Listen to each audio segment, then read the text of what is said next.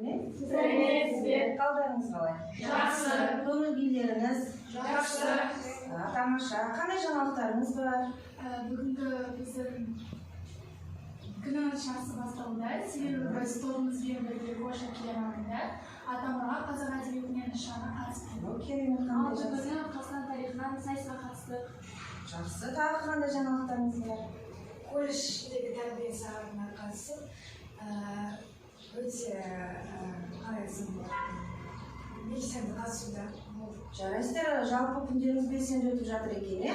Ал кеше үй тапсырмасын орындадық па? Иә. Біз үй тапсырмасы 100 жаңа есім серпілістің кепілі деген тақырыпта эссе жазып келу болатын. Ал кім оқимын дейді? Барлықтарың жазып келдіңіздер ма? Жақсы, ендеше ал жарайды, махаббаттан бастайық. Менің эссенің бүгінгі тақырыбы 100 жаңа есім серпілістің кепілі.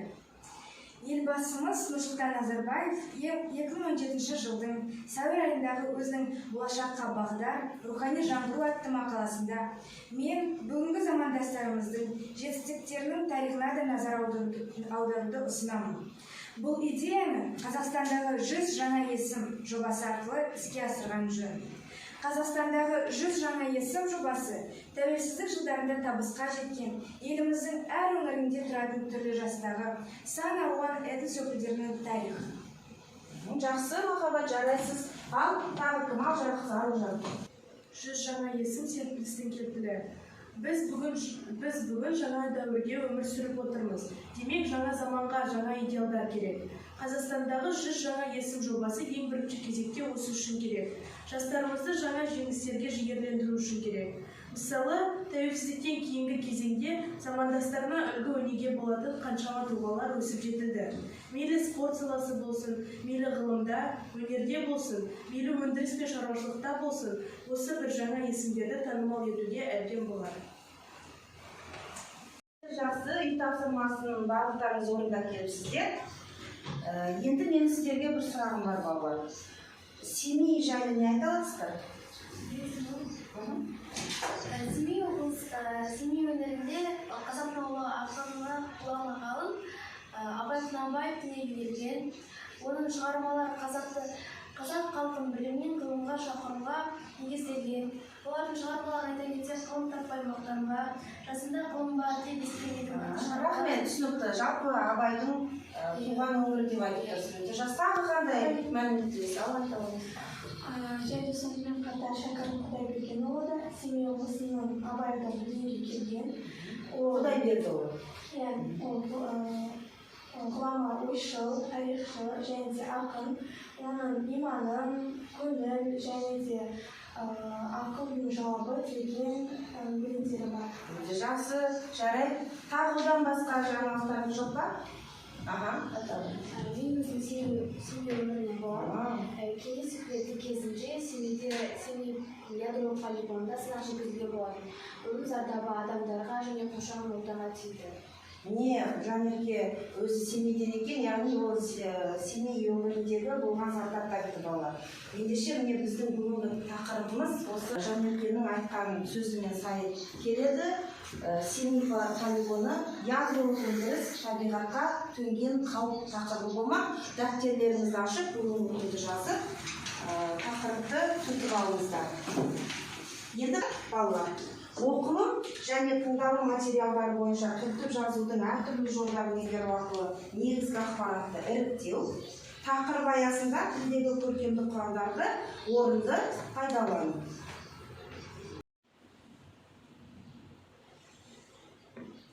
КСРО заманында Қазақстан аумағында атом бомбалары сынақтан өтті. Ол үшін арнайы 18 миллион гектар жер бөлініп, Семей ядролық полигоны ашылды.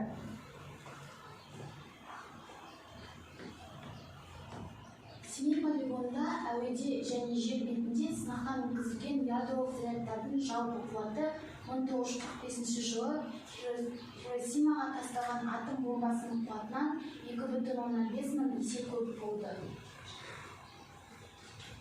Семей ядролық полигонның осынау тәжірибелік алаңдарына 456 ядролық жарылғыш жасалды. Осынау сынақтар атом қаруының қиратқыш қаруын айтарлықтай арттыруға ғана емес, оның жаңа түрлерінде жасауға мүмкіндік берді.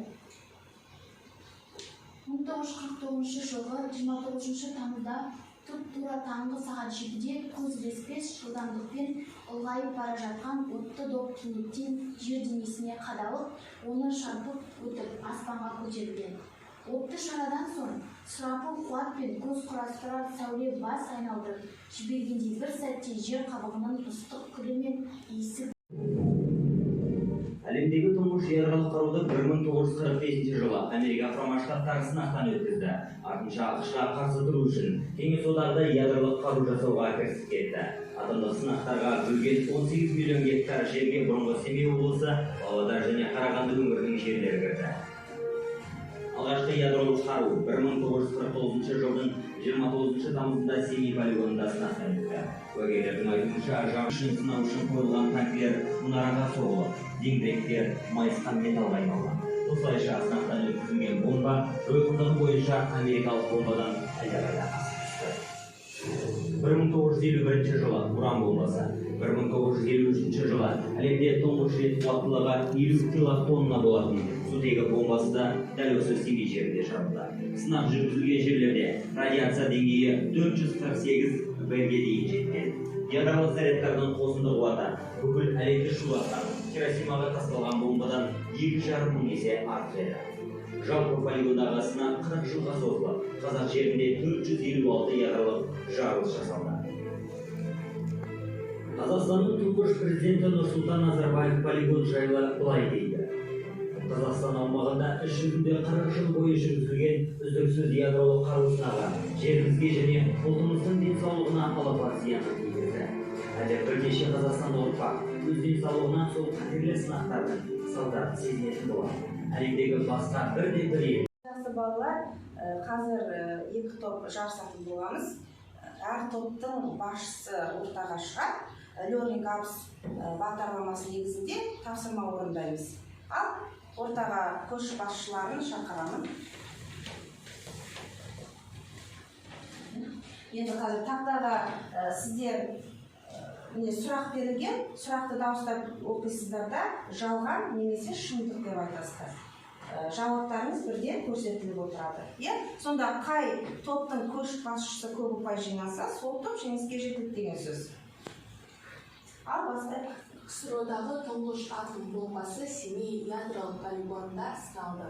Шындық деген. Ал тексерейік. Жарайсыз. Семей полигоны үшін 36 миллион гектар жер бөлінді. Жалған дейді. Дұрыс жауап беріңіз. Дегенен тауы ядролық сынақтың әсерінен жойылып кетті. Жалған. Жалған дейді. Жал көрейік. Шындық екен, Диляра біраз қателесті. Жақсы, есіңізде болады. Санап отырмыз ба? Әр топ?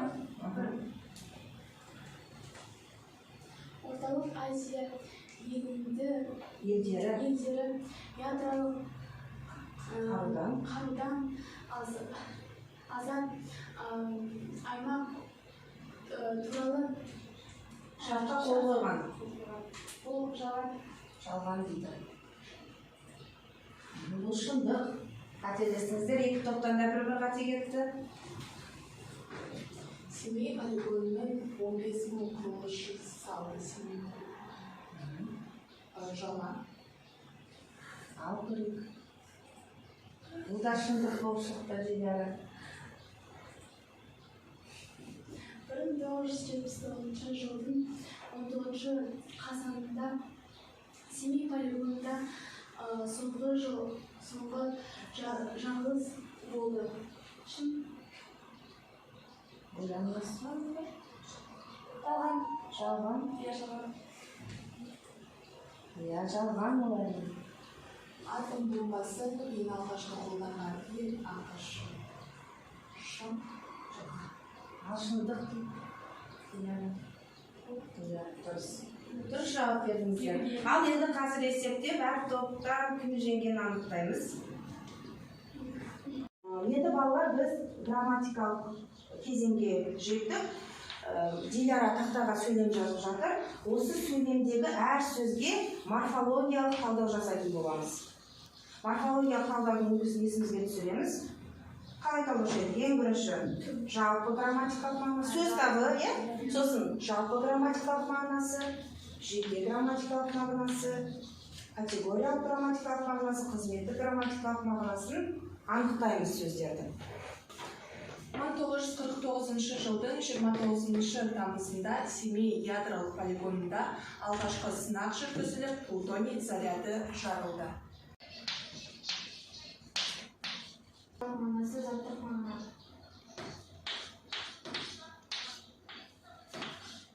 Келсеңіз ба, жалпы грамматикалық мағынасы заттық мағына дейді балалар?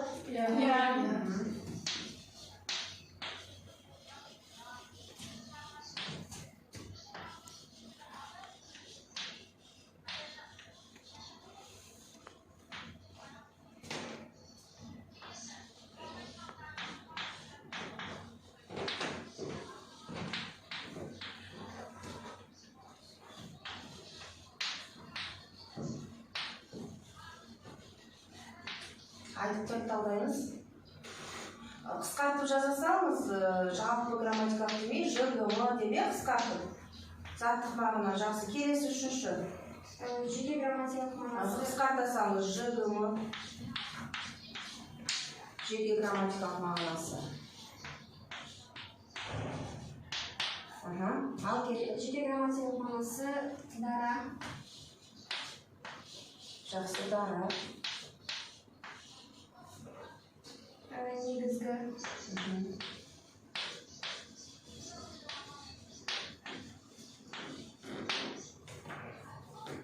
Жалпы. Тақтаны күтпей, балалар өзіміз бірінші талдай береміз.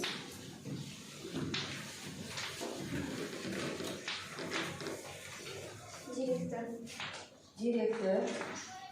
Дұрыс талдап жатыр ма?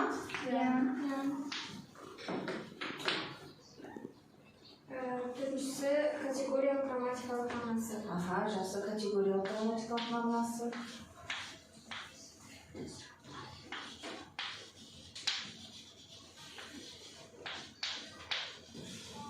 Қысқартып жазсаңыз, КГМ дейді. Категориялық ГМ дейсаңыз. Жақсы қойдыңыз ғой, не үшін өшіп тұрсыз? Анда түшіп берек бар.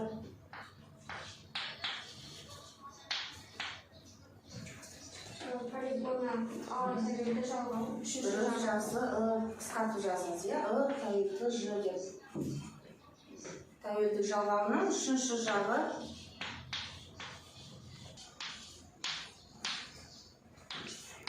Жады серпіледі.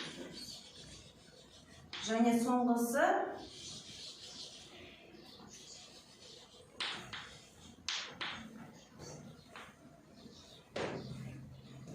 бесінші. Пысықтауыш болады, әрине. Ана үстіне сызып көрсетіңіз. Пысықтауышты. Пысықтауышты үзіп сызып шығар. Қандай пысықтауыш болады? Полигонында деген пысықтауыштың түрлерінің ішінде.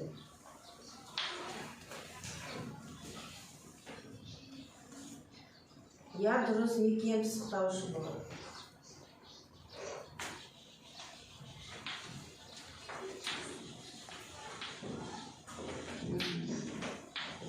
Оқулықтарыңызды ашыңыздар.